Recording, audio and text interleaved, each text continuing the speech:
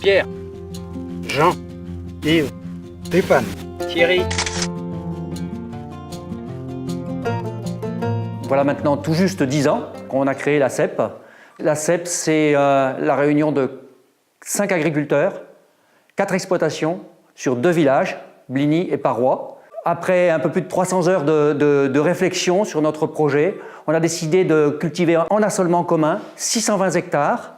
On a eu envie de produire mieux et ensemble. Ça nous a permis aussi de tracer un petit peu nos orientations, de confirmer ensemble vers quoi on souhaitait aller. Parmi les pistes d'orientation qu'on s'est données, on a choisi, par exemple, de partager nos expériences avec l'enseignement agricole.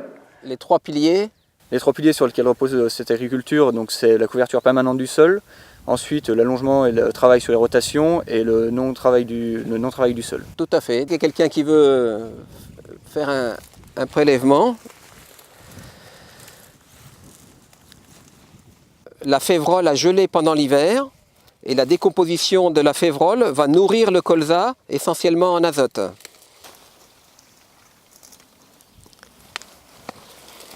Tiens, voilà un bel anécique.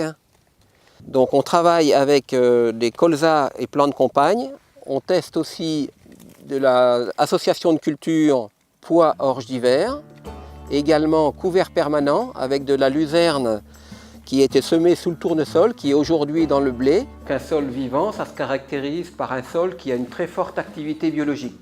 Cette activité biologique, c'est comme le montre cette analyse de sol, une forte activité microbienne due à une biomasse microbienne. La biomasse, c'est la quantité d'organismes qu'on trouve dans le sol. On a une plus faible variation de nos produits du fait de notre culture. Donc on a une amélioration de notre marge. On a réduit nos charges de mécanisation, de carburant, de produits phyto, que ce soit engrais et même fongicides, insecticides. On a une meilleure logistique parce qu'on est stockeur. Donc ça nous permet d'essayer de mieux vendre en étant aussi sur les marchés à terme.